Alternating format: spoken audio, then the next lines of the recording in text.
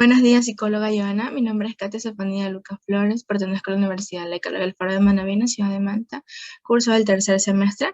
El nombre de la asignatura es Fundamentos de la Neurociencia Educativa. A continuación voy a hacer la presentación de mi portafolio virtual del primer parcial. Como podemos observar, nuestro trabajo en un índice donde está la portada, el índice, la introducción, temas como neurociencia y su relevancia en educación, que fue una tarea sobre una infografía, asimismo un ensayo sobre la neurociencia aplicada en los procesos educativos, un dibujo con el cerebro y sus hemisferios y funciones, asimismo un cerebro con lóbulos y funciones, una neurona con sus partes y funciones, los bloques de construcción del pensamiento, lenguaje, pensamiento y cultura, solución de problemas, toma de decisiones, perspectivas sobre la motivación, emociones, comunicación no verbal en emoción, desarrollo sensor perceptivo desde el nacimiento, principales alteraciones en el desarrollo sensorial, evolución del sistema motor, principales alteraciones en el desarrollo motor y como último se hablará de nuestra reflexión y proyección.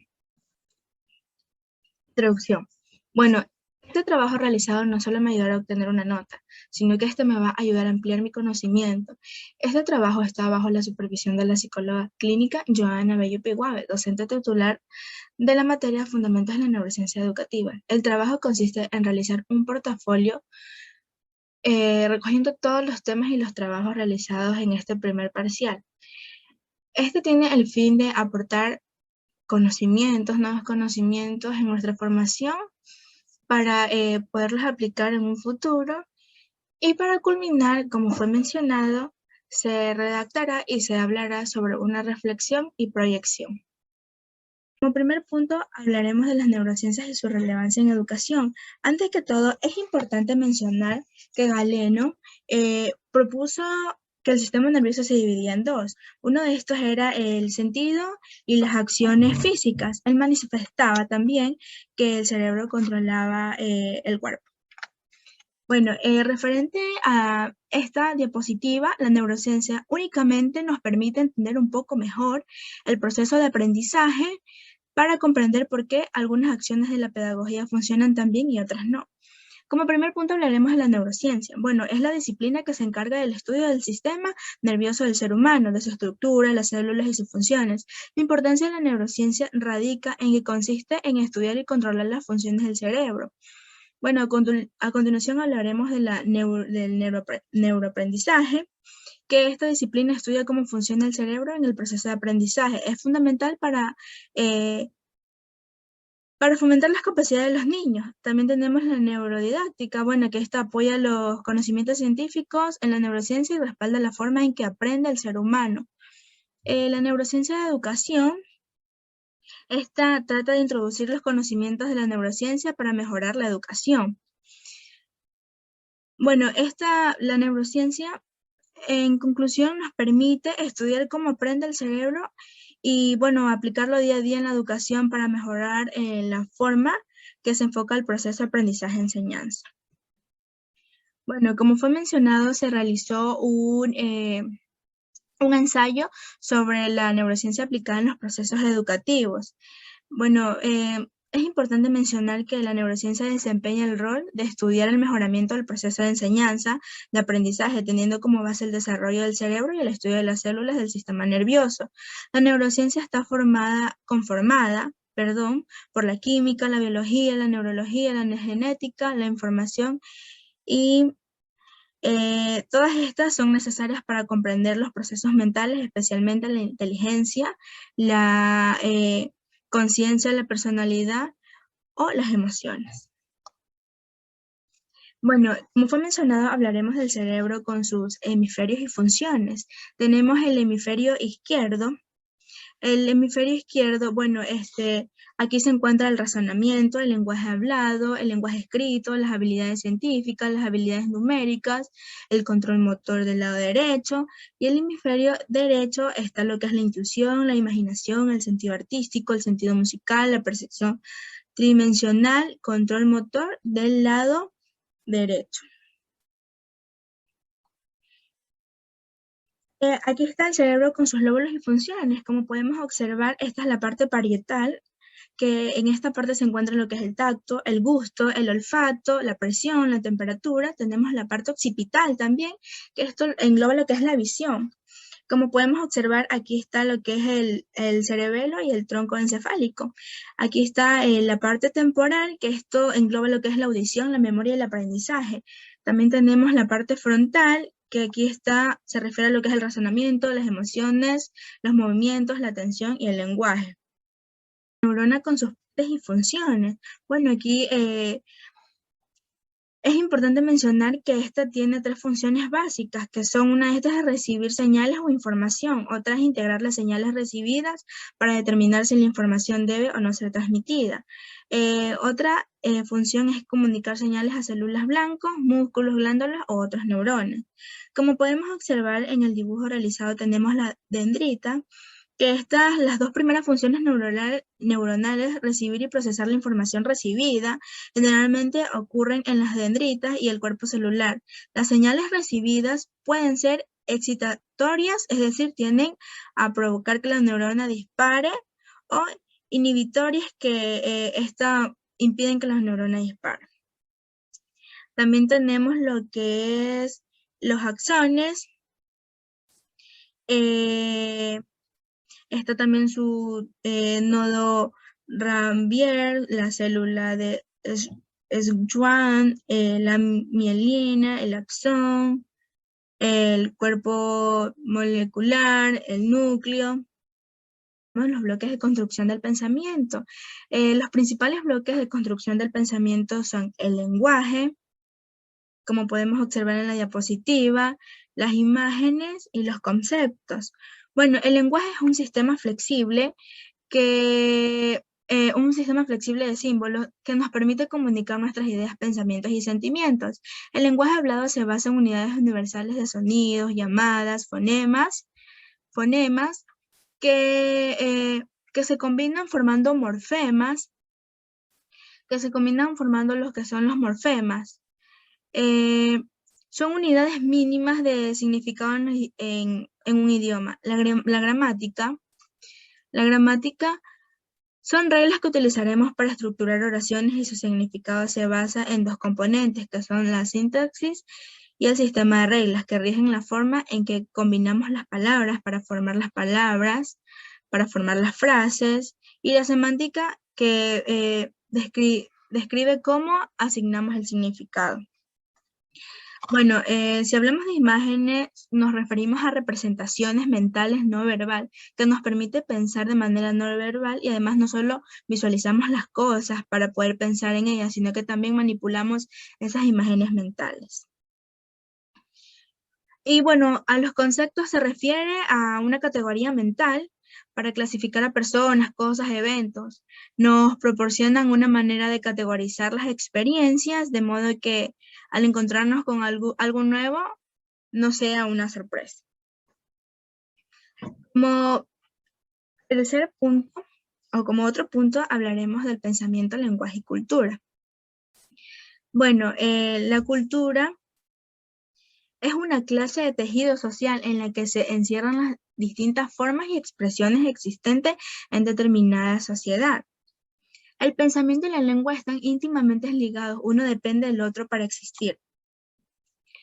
Cultura y cognición. Bueno, la cultura y la cognición, todas las culturas conocidas usan categorías para formar conceptos. La información que se incluye en una categoría determinada y la forma en que las categorías son moldeadas por la experiencia varía de una cultura a otra. Referente al lenguaje y la cognición, bueno, el lenguaje está estrechamente ligado a la expresión y la comprensión del pensamiento. De acuerdo con Benjamin, los patrones de pensamiento están determinados por el idioma que uno habla, un proceso llamado lingüístico. Solución de problemas. Bueno, referente a esto, en ocasiones un problema o un enigma nos deja totalmente perplejos. Cuando conocemos la respuesta parece tan obvia que no podemos creer lo que ya hemos visto inmediato. Referente a la interpretación del problema, el primer paso a la solución de un problema se denomina representación del problema. Interpretarlo o definirlo. Por ejemplo, si su negocio está perdiendo dinero, puede definir el problema como descifrar la manera de reducir los costos, pero definir el problema de manera estrecha, es probable que haya descartado otras opciones. Una mejor representación de un problema sería averiguar maneras de aumentar las ganancias, ya sea disminuyendo costos, incrementos, el ingreso o ambos. Toma de decisiones. Bueno, referente a este tema, la toma de decisiones es un tipo especial de solución de un problema. En él conocemos todas las posibles soluciones u opciones. La tarea no es encontrar nuevas soluciones, sino identificar la mejor solución disponible o la acción que se acerque más a la satisfacción o necesidades y metas. Las decisiones van desde los asuntos triviales como qué ropa ponerse, dónde cenar, decisiones importantes como qué universidad asistir o comprar una casa, entre otras. La manera lógica de proceder es decidir de acuerdo con un conjunto de criterios y calificar cada una de las opciones disponibles que tenemos de acuerdo con esos criterios, luego considerar los pros y los contras para ver qué también puede ser esa opción. Es probable que cada opción tenga características atractivas que compensen los rasgos pocos atractivos. Por esa razón, este enfoque se conoce como el modelo compensatorio de la toma de decisiones. Es importante mencionar que la investigación ha determinado una serie de heurísticos comunes que la gente usa para tomar decisiones. La usamos porque en su mayor parte ha funcionado en el pasado y porque simplifican las tomas de decisiones aun cuando conducen a decisiones que no son óptimas. Usamos el heurístico de representatividad siempre que tomamos una decisión basada en cierta información que iguala a nuestro modelo del miembro típico de una categoría. Otro heurístico común es la disponibilidad. En ausencia de información completa y exacta, a menudo basamos las decisiones en la información que está más fácilmente accesible a la memoria, aunque quizás no sea la exacta o la correcta. Como otro punto, hablaremos de las perspectivas sobre la motivación. Es importante mencionar que la motivación es un estado interno que dirige y mantiene la conducta de una persona hacia fines o metas determinadas. La motivación es lo que impulsa a la persona a realizar determinadas acciones y persistir en ellas hasta su culminación. La motivación da energía y dirección a la conducta. Referente a esto nos hablaba de los instintos y es que anteriormente los psicólogos, a inicios del siglo XX, los psicólogos atribuían instintos a la conducta. Anteriormente se creía que los instintos explicaban gran parte de la conducta humana. Bueno,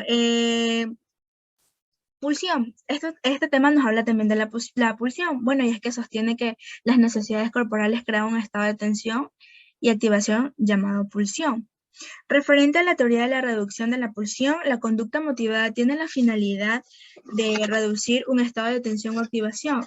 Por ejemplo, si nosotros tenemos hambre, vamos a ir a buscar qué comer para así reducir esa pulsación del hambre.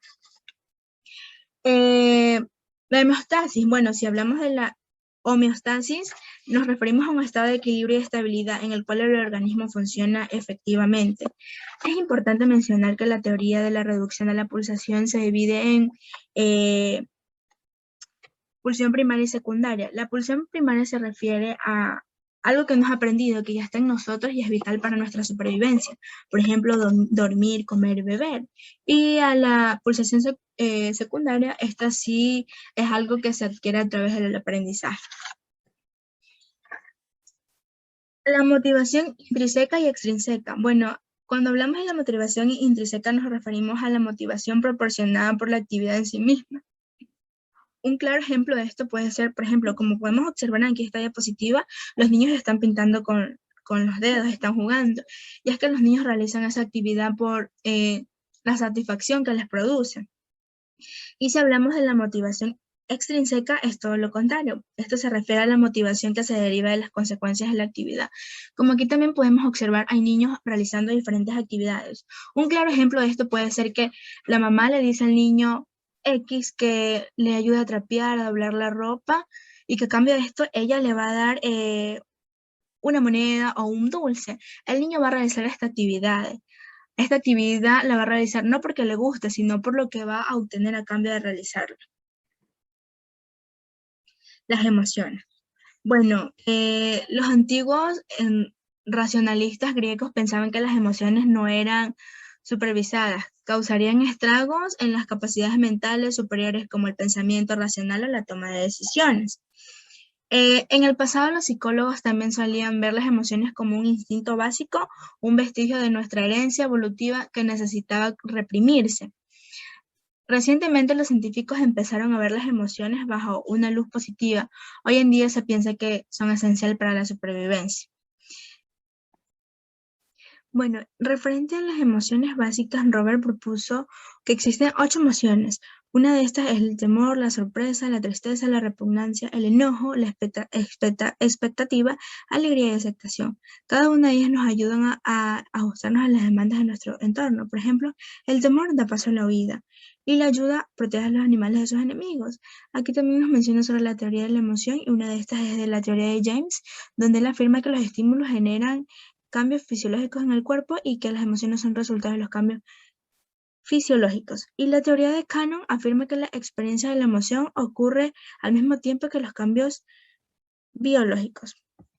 Felicidad y bienestar. La felicidad es la emoción que se relaciona con la satisfacción vital, mientras que el bienestar es se refiere al concepto complejo en el cual influyen múltiples variables. La teoría cognitiva afirma que la experiencia emocional depende de la percepción o juicio de la satisfacción en la que uno se encuentra. Comunicación no verbal en la emoción. Bueno, es un proceso de comunicación mediante el cual se transmite un mensaje por medio de gestos, signos o indicios. Desarrolla varias funciones en el proceso de socialización. Aquí podemos observar como primer punto las expresiones faciales, y es que estas son el termómetro más claro que muestra qué tipo de emociones sentimos y dónde focalizamos nuestra atención al comunicarnos. El rostro es capaz de comunicar sin palabras la alegría, la tristeza, el asco, el miedo, la ira, el desprecio. Bueno, como otro punto están los gestos, y es que son uno de los canales de mayor comunicación no verbal, con mayor componente cultural. Hay que saber diferenciar los gestos ilustradores, que son los que acompañan el discurso verbal, de los gestos emblemáticos que tienen sentido por sí solos. Bueno, también nos habla de las posturas, y es que la exposición y la orientación de nuestro torso demuestra el grado de interés y de apertura hacia los demás. La postura indica el estado emocional y al mismo tiempo influye en el estado de ánimo. Como último punto tenemos la apariencia, y es que esta nos informa la edad, el sexo, el origen, la cultura y la condición socioeconómica de una persona.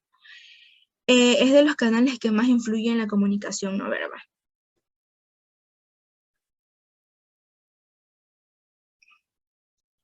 Desarrollo sensoperceptivo desde el nacimiento. Bueno, el sistema perceptivo del recién nacido se encuentra en un estado de confusión. Desde el conocimiento de los estímulos que poco a poco irá a medida que el niño crece e irá evolucionando hasta alcanzar la capacidad de captar. Desarrollo de la visión. El niño se encuentra en el proceso de desarrollo de sus ojos y su sistema visual no está completamente maduro. Puedo mencionar una de algunas características, y es que él prefiere los objetos brillantes con movimientos, con colores y sonidos. Distingue entre el negro y blanco y discrimina la luz de la oscuridad. Referente al desarrollo de la audición, en el momento del nacimiento el sentido del oído está más desarrollado que el de la vista. El desarrollo del tacto supone que es el primer lenguaje del recién nacido, es capaz de entender, pues este es su medio para comunicarse con los demás. Referente al desarrollo del olfato, este es un órgano que está bastante desarrollado. El desarrollo del gusto, al igual que la audición y el olfato, se encuentra bastante desarrollado desde el momento del nacimiento. Principales alteraciones en el desarrollo sensorial. Cuando hablamos de alteraciones sensoriales, hacemos referencias a todas aquellas deficiencias relacionadas con los sentidos. Tenemos como primer punto las alteraciones visuales, que se refieren a toda afectación que repercute en el grado de visión de las personas. Según el grado de pérdida, está lo que es ceguera, la ambliopía, por anomalías, miopía, hipertropía y astigmatismo. Por las alteraciones gustativas puede deberse a diversas causas. Por ejemplo, la disminución en la cantidad de saliva producida o el uso de prótesis, el uso de fármacos. Las alteraciones olfativas está la insensibilidad olfativa, la anosmia, la hiposmia, la sinusitis y la rinitis. Referente a las alteraciones auditivas, son difusiones o alteraciones cuantitativas que impiden la correcta percepción auditiva. Y como último punto tenemos las alteraciones táctiles, que es el trastorno más frecuente, es la insensibilidad táctil, que puede afectar a cualquiera de las sensaciones táctiles, pudiendo deberse a deficiencias en los receptores sensoriales especializados. Evolución del sistema motor. Bueno, este pasa por una serie de etapas en el transcurso de la vida de un individuo. Cada uno se caracteriza por una serie de hábitos o secuencias de hábitos o sucesos motores claves. Conceptos básicos está lo que es el automatismo, que entendemos por automatismo o movimientos automáticos, aquellos movimientos voluntarios, son movimientos voluntarios que se han automatizado debido a un constante y continua repetición de las mismas. Postura corporal se refiere a las distintas posiciones que puede adoptar el cuerpo humano. Tenemos dos tipos de postura, que es la estática y la dinámica.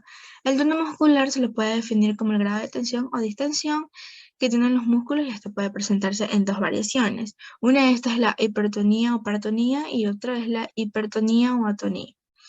Referente a las habilidades motoras, Ruiz Pérez en 1987 estableció características de las habilidades motoras, tres aspectos. Uno de estos es que son comunes en todos los individuos, permiten la supervivencia y son el fundamento de aprendizajes motrices más complejos. Principales alteraciones en el sistema motor. Bueno, esto se refiere a todas aquellas deficiencias o trastornos que de manera permanente o transitoria afectan a la motricidad. Estas alteraciones dificultan la realización de las actividades diarias de la vida cotidiana, provocando el desarrollo integral del individuo. Tenemos una tabla, bueno, aquí se clasifican según su origen, es el cerebral, el espinal, muscular o articular. Está según su localización, que es la topografía, la monoplegia, monohiperplegia, hemiparesia, paraplegia, paraparesia, diplegia, tetraplegia y tetraparesia. Según el conocimiento de aparición desde el nacimiento, después del nacimiento, a lo largo de la vida, según su etiología por transmisión genética o infecciones microbianas, por lesión o por enfermedad. Y también nos menciona de otras que son alteraciones ortopédicas, apraxias, motrices, rítmicas, motoras, tics, trastornos de la lateralidad, trastornos por déficit o atención por hiperactividad. Como fue mencionado como último punto, sí va a hablar de la reflexión y la proyección. Bueno, referente a la reflexión, el trabajo realizado me ayudó a darme cuenta de lo importante que es la materia de fundamentos de la neurociencia educativa. Durante este parcial conocí la importancia del cerebro, de sus óvulos, y asimismo de las neuronas, que estas juegan un papel importante dentro de nuestra vida. Es importante como futuras educadoras que nos preparemos e indaguemos día a día. Uno de los temas que llamó mi atención fue la perspectiva sobre la motivación, y es que esto es algo fundamental.